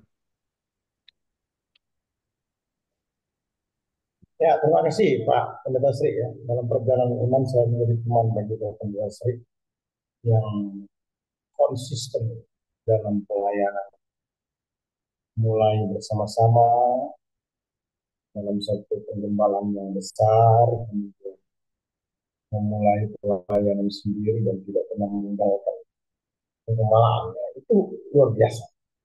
Calling, panggilan. Tidak gampang dan tidak mudah memulai penggembalaan dan berjuang berdarah-darah. Banyak yang harus dikorbankan dalam pelayanan tersebut ya, penggembala ya. Tapi tetap bertahan, setia. Dan saya yakin tidak bermaksud negatif.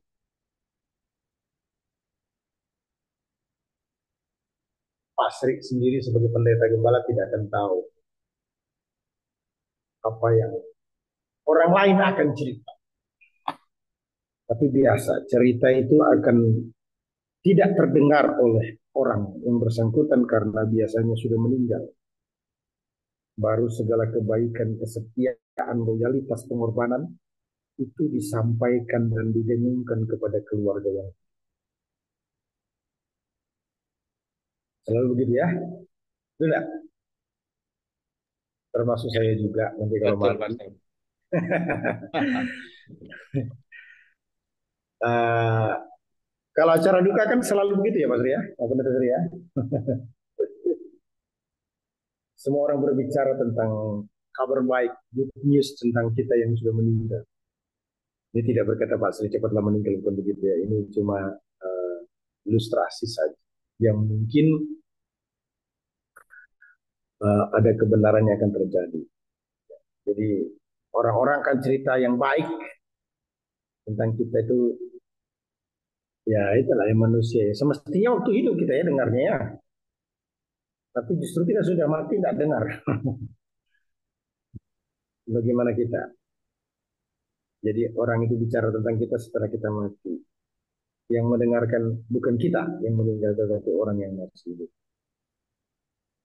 Oke, saya teruskan dulu ya eksplanasinya ya.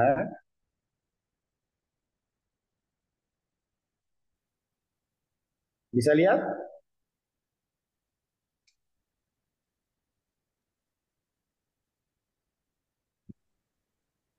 Kosong. Oh ya, sorry. Ayo, Pak. Ya,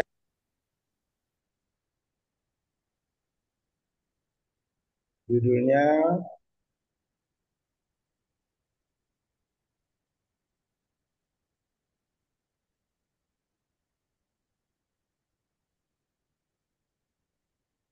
sebentar ya.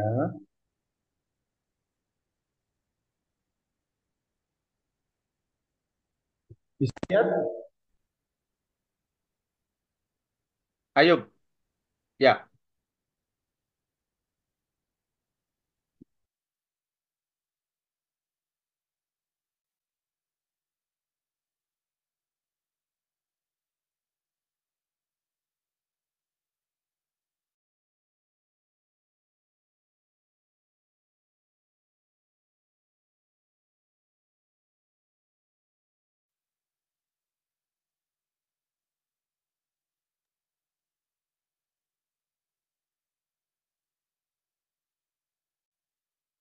Nggak ada suaranya, Pastor. Nggak keluar suara.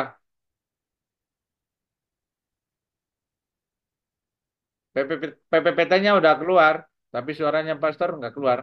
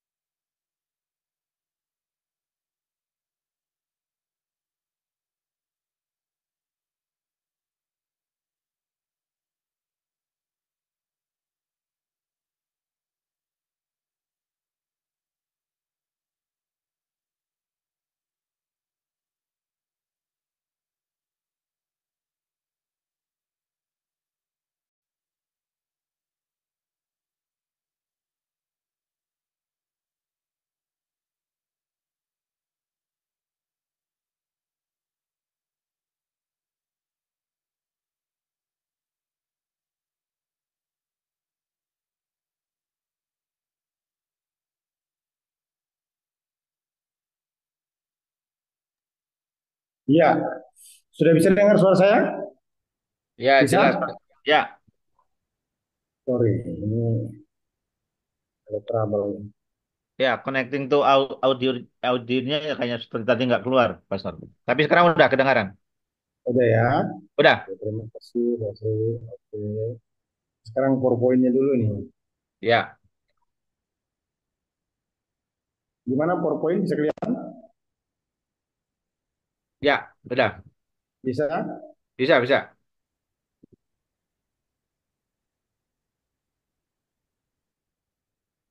Oke ya, anggaplah begitu ya.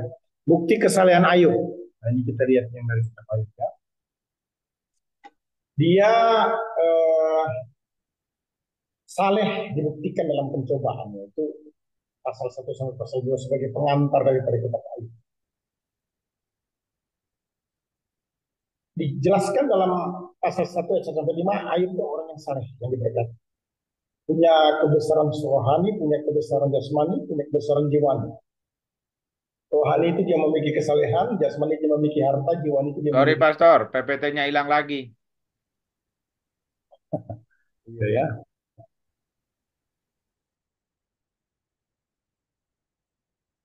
Iya gitu.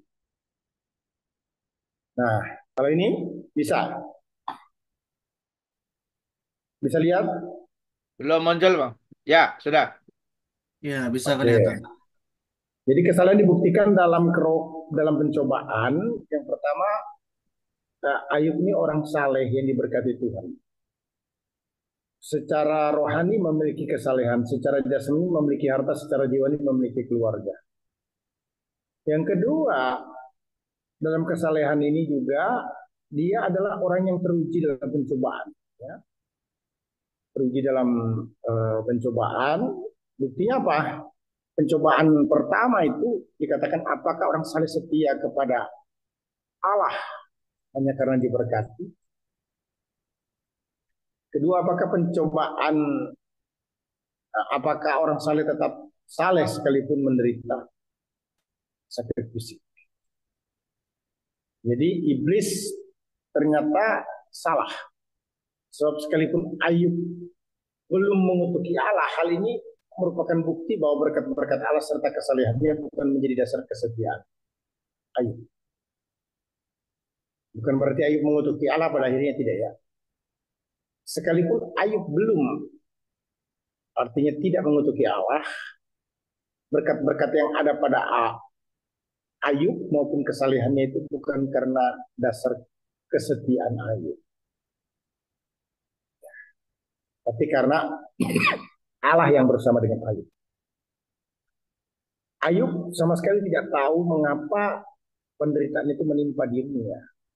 Nah, waktu itu masyarakat itu tahu borok seperti yang dialami oleh Ayub itu, sebutlah kusta, itu dosa. Ada rasa penasaran yang kuat dalam diri Ayub. Ingin tahu kenapa kok dia sebagai orang yang benar harus mengalami penderitaan. Nah, kemudian selanjutnya kesalehan dibuktikan melalui penderitaan. 3 teman Ayub itu bersimpati pada penderitaan Ayub. Ngeri ya. Ayub itu berkata lebih baik tidak terlahir sebenarnya. Kalau kita cek dalam pasal 3 ayat 1 sampai 26. Jangan lupa loh, ini muncul bukan dari orang yang baru bertobat, bukan, tapi karena pergumulan yang sangat berat. Ayub bukan petobat baru atau bayi rohani ya. Tapi dalam kondisi yang berat itu, ia juga bisa putus asa dan susah hati karena dia manusia. Nah, ini menggambarkan bahwa orang percaya mungkin saja dalam momen waktu tertentu meragukan kebaikan Tuhan karena situasi kondisinya memang berat. Dijelaskan kebaikan Allah itu diragukan. Dan Ayub harus mohon ampun atas keraguan tersebut. Nah, ada 3 teman Ayub yang berdialog dengan Ayub ya. Yang intinya mengaitkan hubungan antara penderitaan dengan kelakuan atau pribadi Ayub. Dalam dialog-dialog. Jadi Ayub itu tidak berdosa, hanya oleh teman-temannya itu disebut berdosa. Nah, perhatikan pasal 4 ayat 1 sampai 7 sampai pasal 7 ayat 21 ya. Itu dialog Ayub dengan Elifas. Elifas berkata, Ayub berkata, tunjukkan kepadaku kesalahanku apa. Nah, gitu ya. Seolah gitu ya. Kemudian dialog yang kedua Ayub dengan Bildad. Itu pasal 8 ayat 1 10, ayat 10 ayat 22 ya. Bildad berkata, si penderita ya pasti berdosa. Orang benar itu selalu diberkati, orang pasti dihukum. Ya, Ayub berusaha hidup benar dong. Kira-kira digituin Ayub ya. Dan Ayub jawab, mustahil memenuhi standar Allah yang begitu tinggi. Untuk apa aku mempersalahkan? Untuk apa kamu bisa mempersalahkan aku? Tidak ada gunanya. Kemudian dialog yang ketiga itu Ayub dengan Zofar. Pasal 11 ayat 1 sampai dengan pasal 14 ayat 22. Ini Zofar ngomong begini nih. Jangan menyalahkan Tuhan Ayub, bertobat akan dosamu.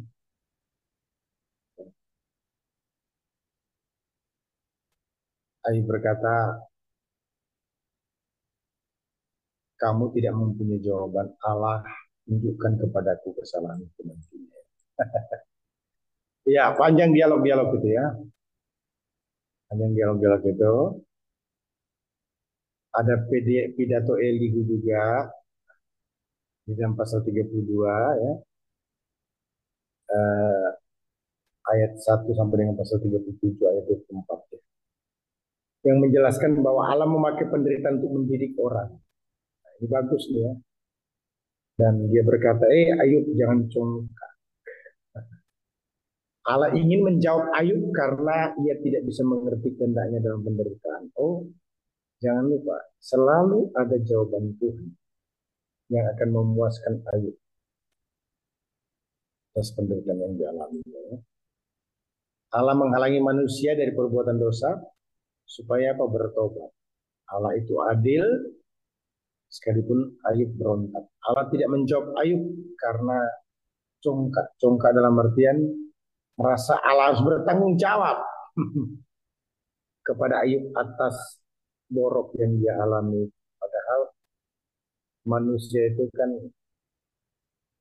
kalau boleh dikatakan hidup dalam kemurahan kasih sayang Tuhan saja. Setelah manusia dalam dosa itu tidak ada nilai. Dan itu dibuktikan kepada Adam dan Hawa yang jatuh dalam dosa. Kita keturunan mengalami menerima dosa imputasi atau dosa. Jadi tidak ada yang bisa dimegahkan di hadapan Tuhan. Disqualified, termasuk Ayub juga. Jangan congkak Ayub. Kalau kamu menderita jangan salahkan Tuhan, itu kelakuan yang salah, keliru. Terima apa adanya aja. Mestinya begitu kira-kira ya. Nah, Allah yang Maha Kuasa tidak dapat dipahami oleh manusia. Bahasa saya mungkin ketika Allah tidak dapat dimengerti dalam situasi kondisi-kondisi tertentu yang sangat berat sekali. Kemudian yang ketiga, kesalehan dibuktikan dengan ketundukan. Nah, ini sebagai penyelesaiannya. Tuhan menjawab Ayub dari dalam badai. Pencipta yang begitu besar tidak dapat dipertanyakan oleh makhluk ciptaannya. Ya. Badai lambang kuasa dari Allah yang tidak dapat dikendalikan. Pasal 38 ayat 1-3 menjelaskan Allah menantang kesanggupan Ayub. Hikmat dan kuasa Allah dinyatakan dalam penciptaan alam. Pasal 38. Karena kuasa hikmat Allah jauh lebih tinggi daripada manusia. Hikmat dan kuasa Allah dinyatakan dalam makhluk-makhluk yang diciptakannya. Pasal 39. Kemudian ada respon Ayub. Pasal 39 ayat 34-38. Aku terlalu hina. Aku tidak mampu menjawab. Nah, ini menarik. Ayub merendahkan diri di hadapan kebesaran Allah. Allah tidak menghina Ayub. Allah tidak pernah menegur Ayub karena dosanya. Allah hanya menjelaskan siapa Allah yang Ayub hadapi sesungguhnya. Tuhan menjawab Ayub dari dalam badai. Ini syarat-syarat bagi seorang yang ingin menantang keadilan Allah. Itu bicara dari dalam badai kepada Ayub. Ayub. Allah itu berkuasa dan berhak menghakimi manusia. Ayub.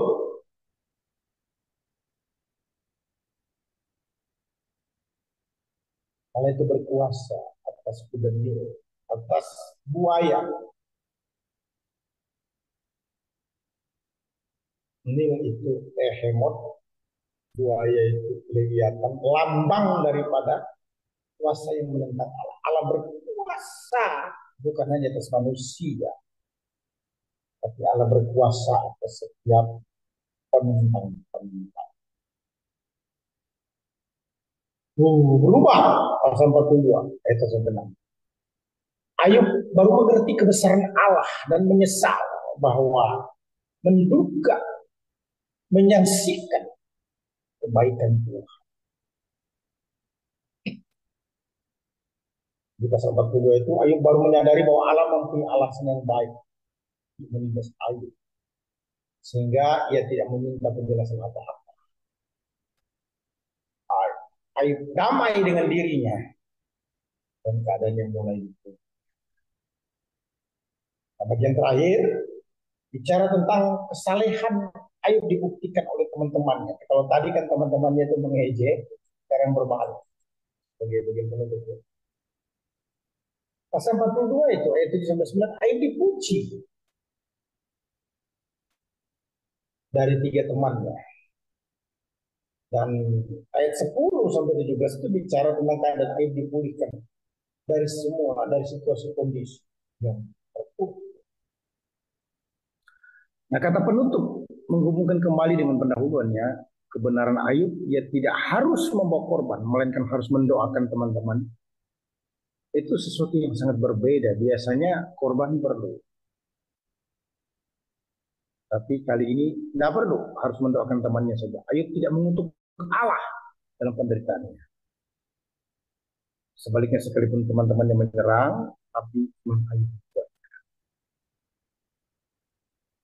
Jadi Ayub tidak menyaksikan kebaikan Allah. Dan teman-temannya memvalidasi. Memvalidasi itu artinya apa ya? Menguatkan, meneguhkan bahwa benar Ayub memang seperti itu kondisinya.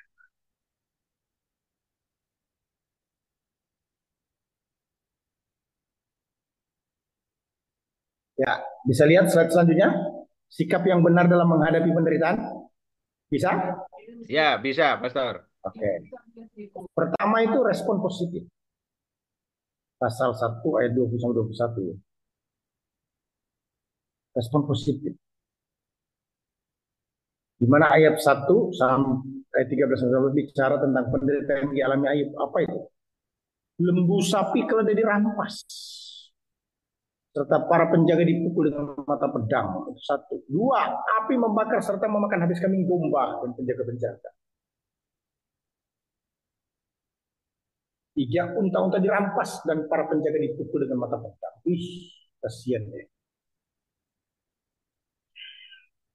4. Anak-anak Ayub laki-laki dan perempuan mati karena ditimpa oleh rumah yang roboh saat makan-makan dan minum anggur di rumah saudara mereka yang sulih.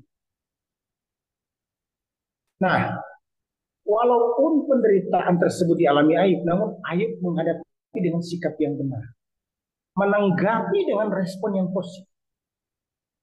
Dibuktikan Ayub 1 ayat 20 dengan ungkapan sujudlah ia dan menyembah.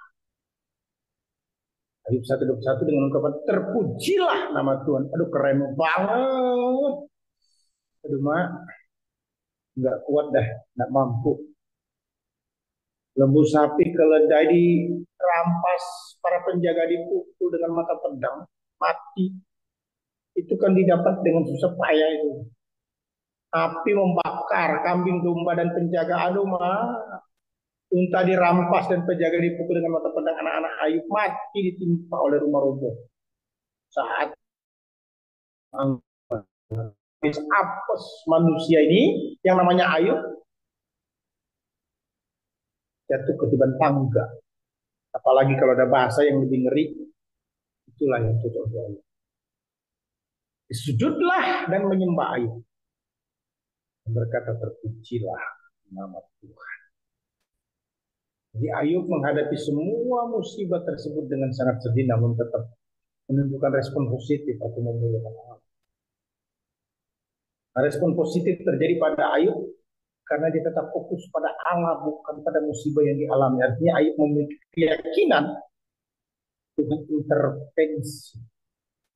Nah, sikap yang benar tidak dapat berubah menjadi salah hanya karena penderitaan, tetapi justru Penderitaan bagi Ayub merupakan kesempatan untuk semakin membuktikan kesempurnaan akan sikap yang benar. Nah, ini menunjukkan respon positif sebagai tindakan yang memuliakan di tengah. Wow, keren banget. Gampang ngomongnya nih ya, susah melakukannya. Terus yang kedua apa? Rendah hati. Ayub 39 ayat 8 sampai 34 sampai 40. Ini proses tentang kerendahan hati Ayub. Ada ungkapan, apakah si pengecam hendak berbantah dengan yang maha kuasa? Ini merupakan apa? Penegasan pernyataan Allah yang mendatangkan ungkapan Ayub bahwa cara Allah mengatur dunia tidak benar. Sebab menurut Ayub adalah tidak benar orang saleh jujur takut akan Allah menjauhi kejahatan harus mengalami penderitaan. Bagi Allah, ungkapan Ayub tersebut identik dengan mencela Allah. Sebab Ayub sepertinya seolah-olah menyaksikan kebaikan Allah hanya karena penderitaan. Jadi tujuan penderitaan Ayub untuk mewujudkan maksud Allah yang bijaksana, yakni membuktikan bahwa Ayub memiliki nilai-nilai diri, kualitas diri yang tinggi sekali lebih pada manusia-manusia pada umumnya. Ini ada ungkapan Ayub yang menarik. Dia berkata apa? Aku terlalu hina. Merupakan pernyataan kerendahan hati yang mengakibatkan perubahan pemahaman menjadi benar. Manusia itu tidak layak membantah cara Allah mengatur dunia, termasuk penderitaan yang dialami. Ayub akhirnya menyadari bahwa di balik penderitaan yang misterius dan membingungkan itu, Allah tetap dapat diandalkan, diharapkan, dan menyatakan pertolongan. Jadi secara sederhana dapat diringkas bahwa pemahaman Ayub yang telah berubah menjadi benar, ini terjadi karena apa? Adanya kerendahan. Maaf, Pastor. Ya, Rendah hati, di Ayub 39 itu cuman sampai ayat 30, Pastor. oh ini, yang mana? Ayubnya ya? Ya, ya, Ayub 39. Oke, berarti saya keliru. Itu. Terima kasih ya, Pak Surya. Ini ayat 30 mungkin ini ya, cara ketik ya. Iya, kayaknya. Eh, oh yang ini ya, ini ya Pak Surya, maksudnya ya. Ya, ya, itu, ya betul. Saya cek ya. Mungkin ini, coba nanti dicek ya, apakah ini dua atau ini dua juga ya. Mungkin begitu ya, dicek ya. Ya, ada ungkapan di situ, apakah si pengecam tidak berbantah ini? Kan, sama begitu kan?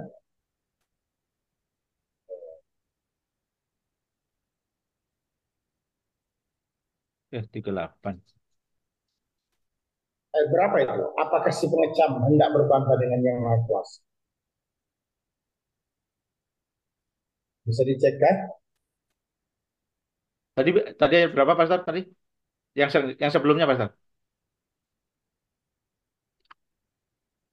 Itu Karena kan ternyata kalau kalau di 24 Alkitab sampai 34 coba. Al, Alkitab online-nya itu iya sampai 30, tapi ternyata di Alkitab apa? Fisiknya itu sampai 38, benar, Pastor. Sorry. tiga puluh Oh, empat berarti sampai betul tiga ya? puluh delapan. Iya, betul. Oh, berarti betul. Ayub Ya, merendahkan berarti diri di betul. hadapan Allah. Betul, Pak. Sorry, sorry. Betul ya. Di Alkitab fisik Berarti yang betul ini ya. ya betul. Sorry Ya. ya. Ya. Yang ini Saya ngelihat ya. tadi di Alkitab ini elektronik. Oke, terima kasih Mas Ruli. Iya. Jadi eh, apakah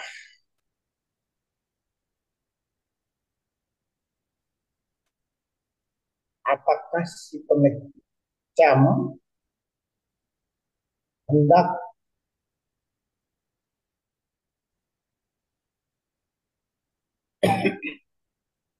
berbantah dengan yang maha kuasa?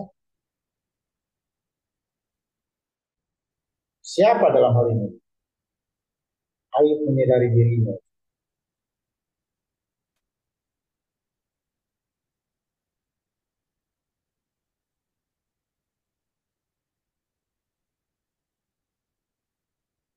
Mau berbantah nih, kalau gitu kan?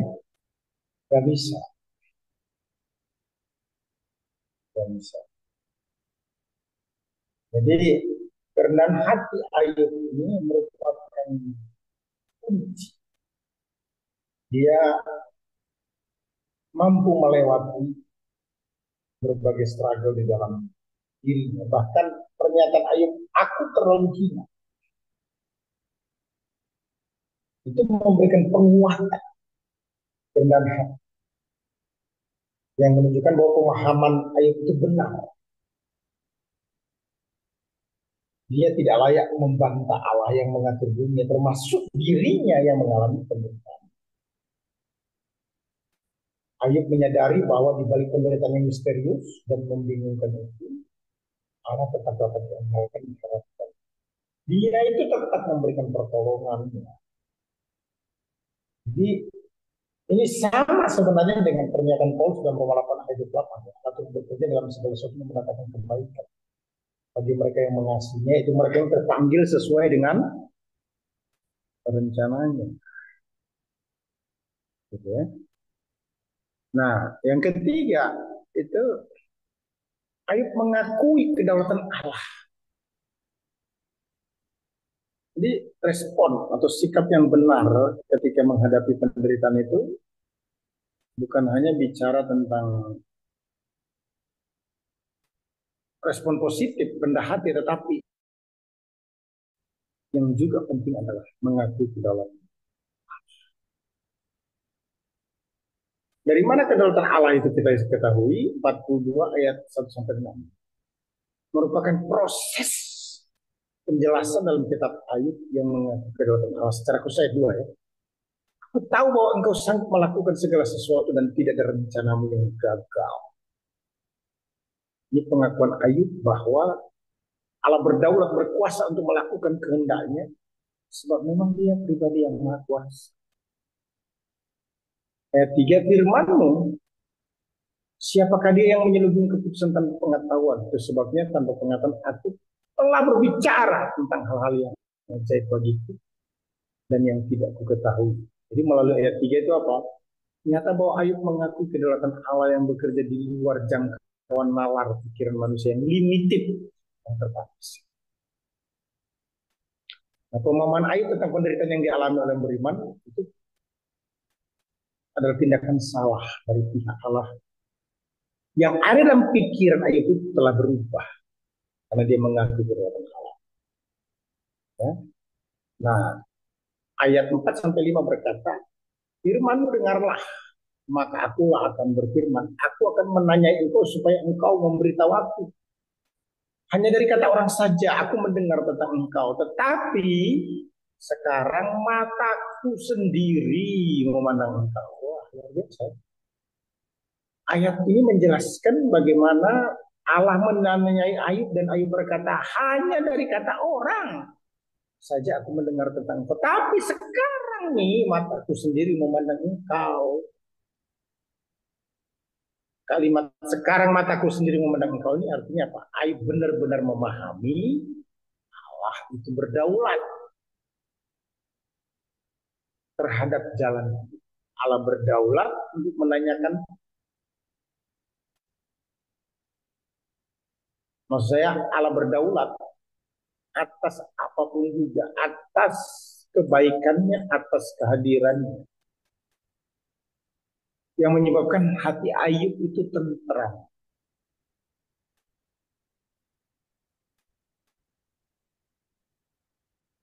Ayub bisa tetap saleh sekalipun keadaan kesehatannya tidak memadai. Nah, ayat 6, aku mencabut perkataanku dengan menyesal. Duduk dalam debu dan api. Menjelaskan bahwa Ayub merasa dirinya bermoral tinggi dulunya karena merasa orang baik, benar. Sekarang dia menganggap dirinya seperti debu dan abu di hadapan Allah. Ayub mengakui bahwa tuduhan dan keluhan terhadap Allah yang tidak pantas. Sekalipun dirinya orang beriman yang mengalami penderitaan, tetapi ada dalam situasi kondisi yang berat itu. Totalitas cuma roh saja yang tetap terjaga dalam kehidupan. Semua habis. Dalam kondisi itu justru Ayub menyadari I'm nothing. Saya bukan siapa-siapa dan tidak punya apa-apa. Saya tidak berdaya. Dan di waktu itulah Ayub semakin mengakui kedaulatan, kebesaran Tuhan di dalam dirinya.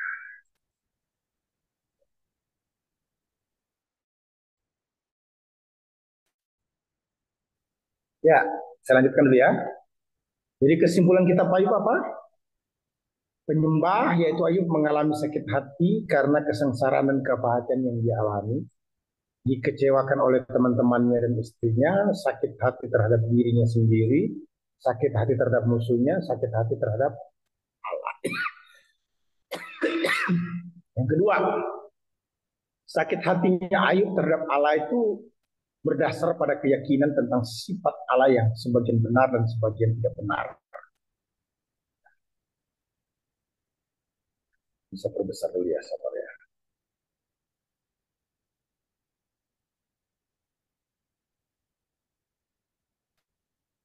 Oh, sulit ya. Berputus asa dan kecewa, dia berkata benar dan teman-teman tidak berkata benar.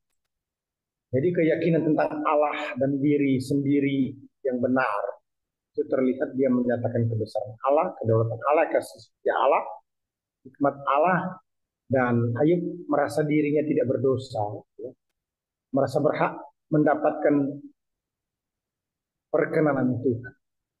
Tetapi yang dialami Ayub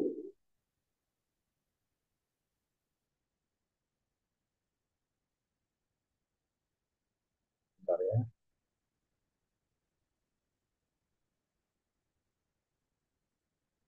bisa dilihat, Dasri, PPT-nya. Ya, kelihatan Pastor.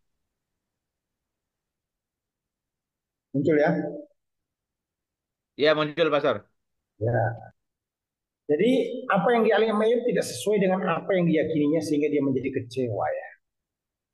Dikecewakan dengan cara-cara Allah sepertinya tidak baik, dia putus asa mengenai hidupnya, dia menginginkan pembelaan untuk dibenarkan di hadapan Allah. Jadi pengertian penyembahan yang terbatas menyebabkan perasaannya menjadi kecewa. Dia kurang paham soal peperangan rohani, kurang paham mengenai kebesaran Allah. Yang ketiga, orang saleh, Ayub tetap menyembah Allah walaupun dia menderita, walaupun perasaan kecewa bertambah. Di tengah-tengah kesengsaraannya, beberapa perkataan isi penderitaan bersifat iman. Ayub menjadi pola penyembah yang tetap menyembah Tuhan, walaupun sakit. Dia tetap menyembah Tuhan, ya. Dia tetap berpegang pada iman sambil menantikan Allah di tengah-tengah kekecewaan. Yang keempat, Allah membetulkan keyakinan yang tidak benar lewat penderitaan sehingga penyembahnya menjadi sempurna. Itu sih Ayub ya. Utusan Allah menjadi alat untuk mewahyukan sifat Allah itu siapa? Nah, Allah mewahyukan sifat pribadinya yang agung sehingga Ayub sebagai penyembah menjadi kagum. Pasal 38 dan 42 ya sama 42 ya. Nah, Ayub sebagai penyembah memandang sifat Allah yang begitu besar ya. Walaupun disertai dengan pertanyaan mengapa orang saleh menderita. Kemudian yang kelima, ada gagasan utama dalam kitab Ayub, penyembah yang benar bertekun dalam penderitaan dan akan dipastikan menikmati perhatian Allah. Mereka semakin merasakan kebesaran atau pertolongan Tuhan. Yang terakhir, meskipun penderitaan sangat berat, namun manusia yaitu ayo bertahan dalam berkat iman. Ya, tetap beriman kepada Allah sendiri. Ya, saya kira cukup. Nanti kita lanjutkan next week ya. Mari kita tutup. Saya bersyukur padamu Bapak untuk sesi ini dimuliakan Tuhan selamanya. Kami sudah melihat overall banyak hal dari kita Pastor sampai Mazmur. Puji namamu dimuliakan Tuhan selamanya. Kelas ini berkati kami semua pelayanan pekerjaan kesehatan dalam nama Yesus. Amin. Silahkan capture.